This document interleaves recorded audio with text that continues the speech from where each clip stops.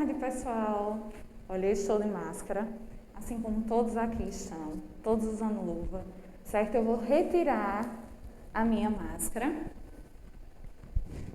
para que vocês possam me ouvir melhor, tá certo?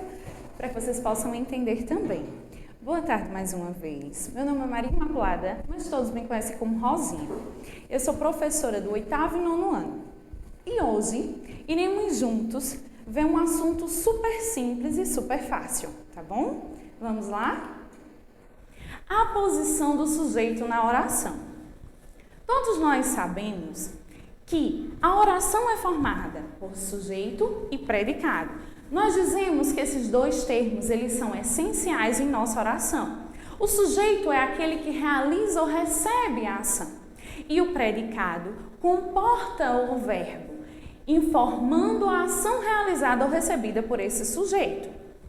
Eu vou dar um exemplo bem básico, bem simples aí, para quem ficou um pouquinho confuso, não lembrou, relembrar, tá certo? Maria comprou pão. Maria comprou pão. Maria é o meu sujeito, comprou o pão, o meu predicado. Em quase todas as orações eu vou ter sujeito e predicado. Por que quase todas? Porque nós temos aí os tipos de sujeito, tá certo? Os tipos de predicado também, isso aí é assunto para uma outra aula.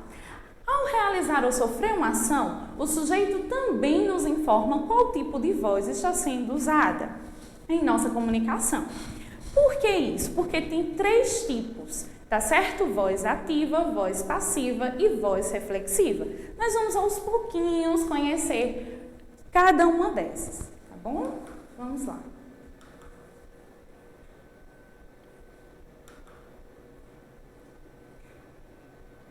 A voz ativa, quando o sujeito realiza a ação mostrada pelo predicado.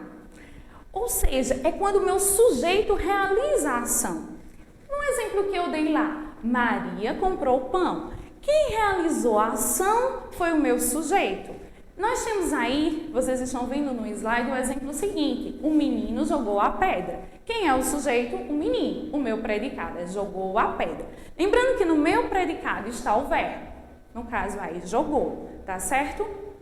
É diferente de quando eu digo assim, a pedra foi jogada pelo menino. Veja que houve aí uma diferença, porque agora está na voz passiva.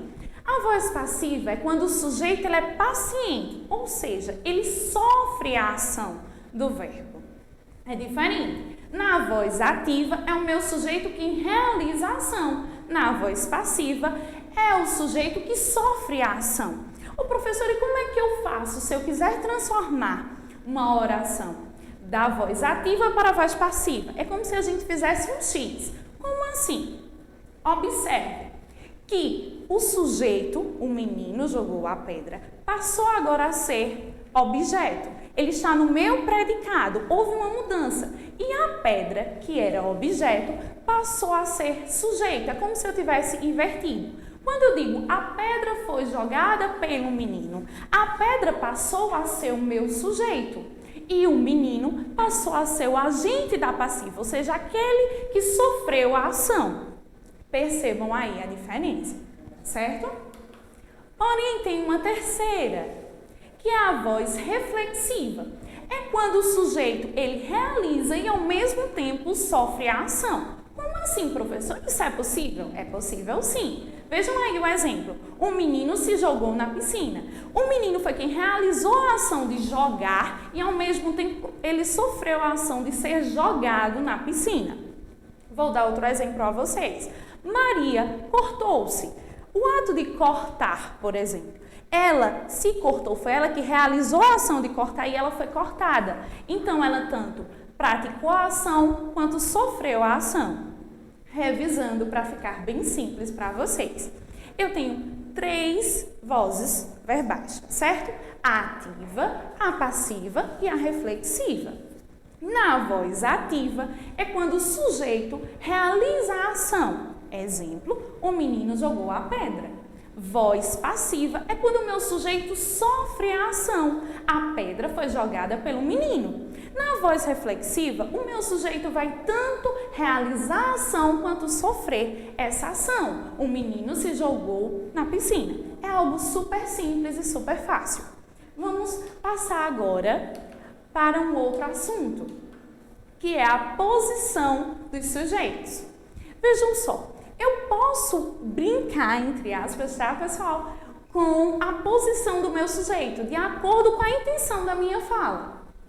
Quando eu digo aí no slide, dependendo da intenção discursiva do falante ou escritor, a ordem dos termos essenciais da oração pode ser alterada. Isso significa que, caso o falante, o leitor, deseje evidenciar mais o sujeito do que a oração realizada, ele traz o sujeito para o início, para que ele ganhe um maior destaque na ação realizada do que o predicado. Isso daí normalmente é sempre o que acontece, por isso que nós vamos dizer que essa é a ordem direta, tá certo? O meu sujeito quase sempre está na frente do meu predicado. Porém, eu posso fazer uma alteração de acordo com a minha intenção. Se eu quiser evidenciar a ação que foi realizada, ou seja, aquilo que está no meu predicado, é só eu trazer o meu predicado para o início da minha oração e colocar o sujeito depois. Caso ele queira evidenciar mais a ação do que o sujeito, que foi o que eu acabei de falar, o falante ou escritor traz para o início da oração o predicado, evidenciando e em seguida insere o sujeito. Vamos aos exemplos, tá? É um assunto bem simples, eu tenho certeza que todo mundo vai entender tranquilamente. Quando eu tenho primeiro o meu sujeito, depois o meu predicado, como aí no exemplo, a garota chegou feliz. A garota é o meu sujeito, chegou feliz é o meu predicado, tá certo? Eu digo que eu tenho um predicado, eu tenho um sujeito pré-posto. Como assim, professora, pré-posto? Lembra aí, pré, esse prefixozinho, pré-natal. É um acompanhamento que a mulher faz antes de ter o bebê, tá? Então, pré é algo que vem antes. Pré-posto é, no caso, o sujeito que vem antes do meu predicado. Não tem dificuldade nenhuma aí, tá certo? Mais uma vez, estamos falando aí da ordem direta, que é a ordem que comumente nós vimos. Tá bom? Vamos lá.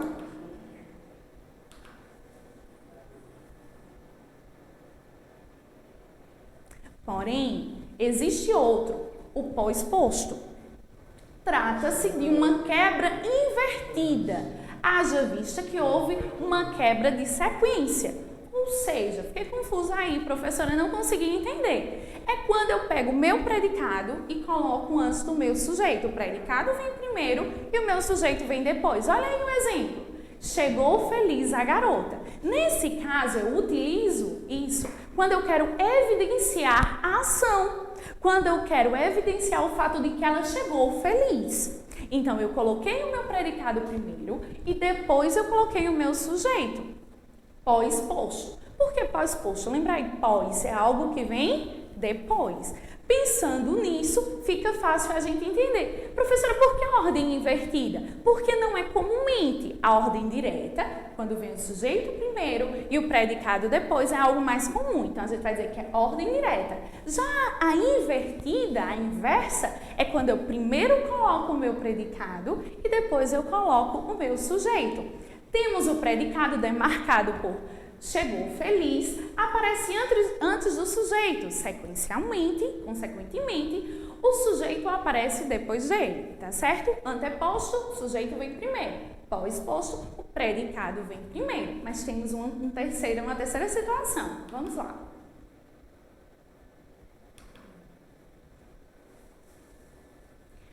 A terceira situação é a seguinte: quando está no meio do meu predicado. Como assim, professora? Nós podemos encontrar bastante em textos, tá certo? Nos livros, jornais, nós podemos encontrar. Na fala, na oralidade, é um pouco menos comum, tá? Mas é interessante você saber. Pode-se afirmar que se trata também de uma ordem inversa. Por que a ordem inversa? Porque a direta é quando vem primeiro o meu sujeito e depois vem o meu predicado. pois os termos aparecem invertidos, tendo como base a ordem direta. Feliz, a garota chegou. Veja que o meu sujeito aí, a garota, está no meio do meu predicado, que é verbo, mais o meu complementozinho aí, que é feliz, chegou feliz, tá? Tá no meio. A garota, antes da garota, vocês podem observar que tem um sinal de pontuaçãozinho aí, que é a vírgula. Não é muito comum, porém, quando vem no meio do meu predicado, coloca-se a vírgula para evidenciar que tem um sujeito no meio do meu predicado. Vejam bem, não é difícil. Nós vimos que há 3 tipos. Daqui a pouco nós vamos ver mais exemplos, tá certo? Mas só para fixar e ficar bem claro, para que ninguém tenha nenhuma dúvida quanto a isso. Anteposto é quando o meu sujeito vem primeiro e o meu predicado vem depois. Pois posto é quando vem primeiro o meu predicado e depois o meu sujeito. No meio do meu predicado é quando eu coloco o meu sujeito no meio do predicado, como o próprio nome já diz, tá bom? Então vamos ver agora alguns exemplos. Uma observaçãozinha aí. Quando eu falei sobre a vírgula, não devemos separar o sujeito do predicado por vírgula.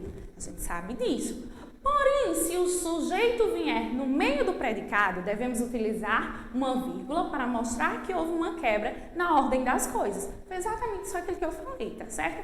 Comumente não separamos, não podemos separar o sujeito do predicado com vírgula.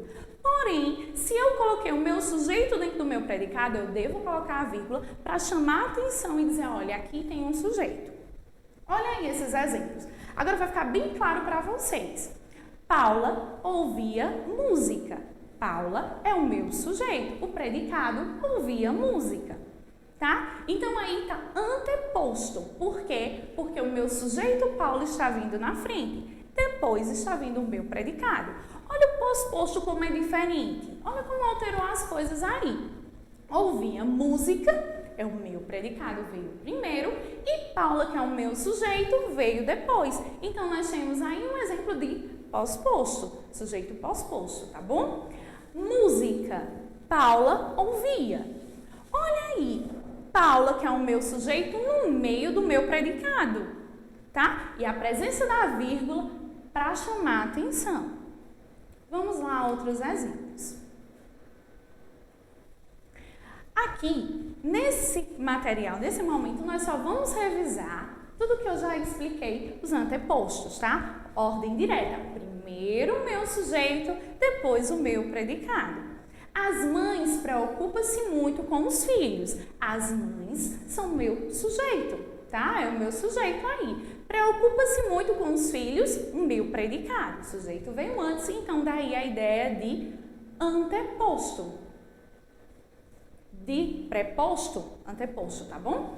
Os perfumes me dão alergia no pescoço. Os perfumes é o meu sujeito. Me dão alergia no pescoço, o meu predicado. O sujeito veio antes, primeiro, mais uma vez. Os bebês adoram tomar banho e ouvir música de niná. Isso aí eu posso concordar, tá bom, pessoal? Mas vejam, os bebês é o meu sujeito, o meu predicado. Adoram tomar banho e ouvir música de niná. Vejam bem, preposto, a gente chama de ordem direta porque é quando vem primeiro o meu sujeito, depois o meu predicado. Eu tenho certeza que ninguém aí está com dúvida em relação a isso. Vamos lá.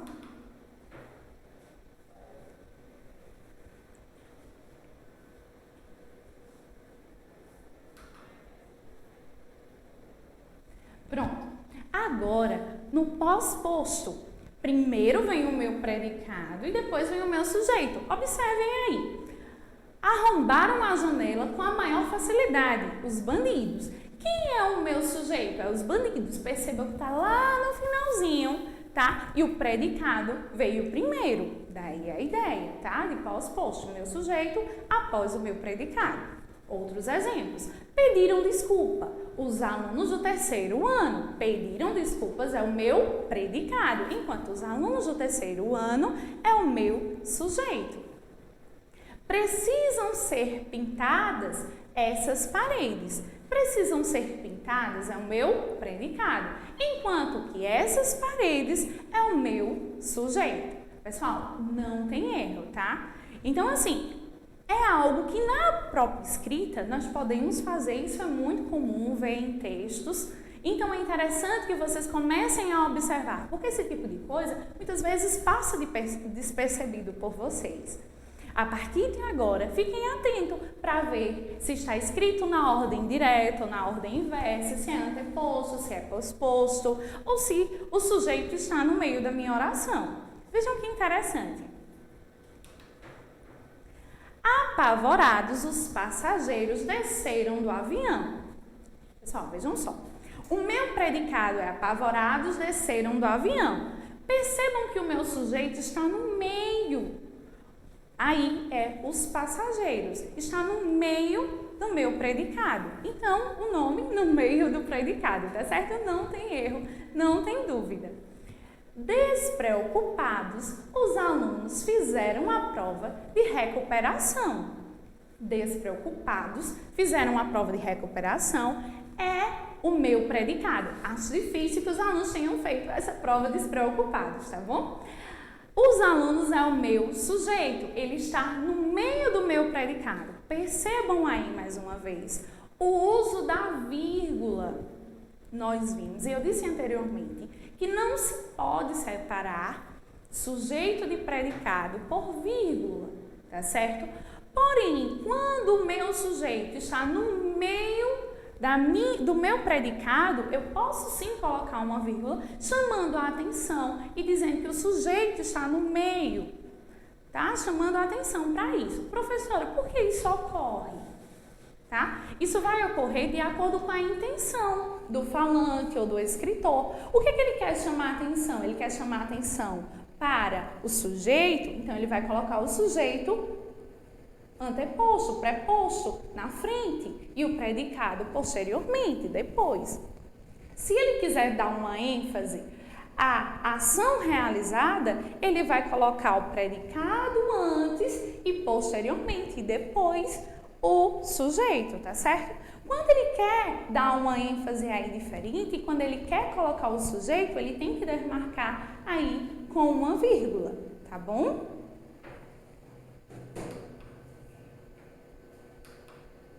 Pessoal, não acabou, tá bom? Eu queria dar uma sugestão de leitura a vocês. Agora, nesse tempo de pandemia, muito ocioso aí, fica todo mundo, é de fundamental importância que vocês leiam.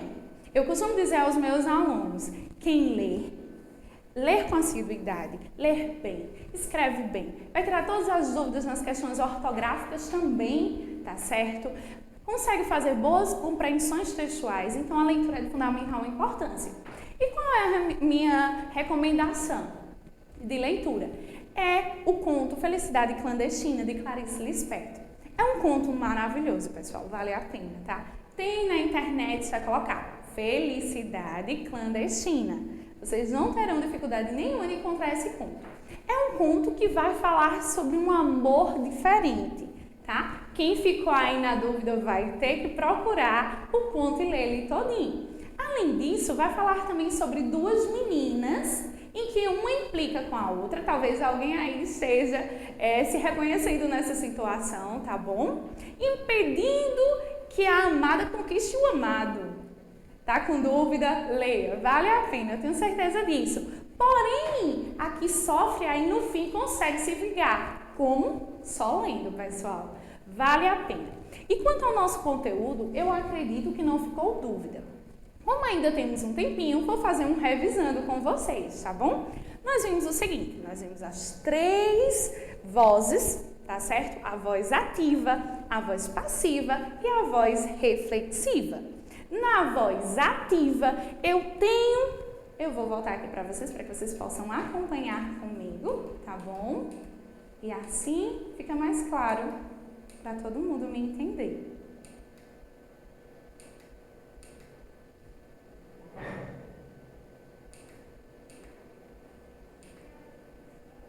Pronto.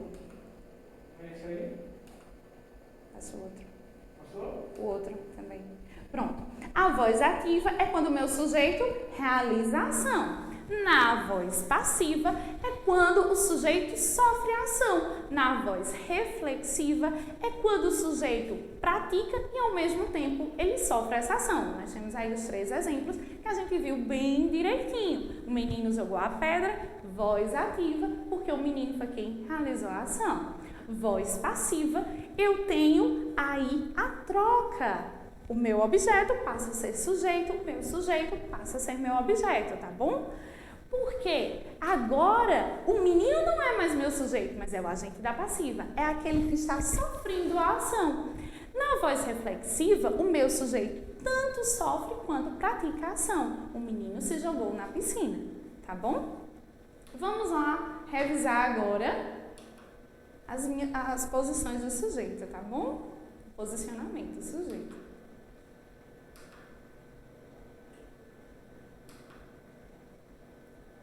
Você vê aí, ele tem 3 exemplos bem legais, que vai ficar bem fácil vocês conseguirem entender. Pronto.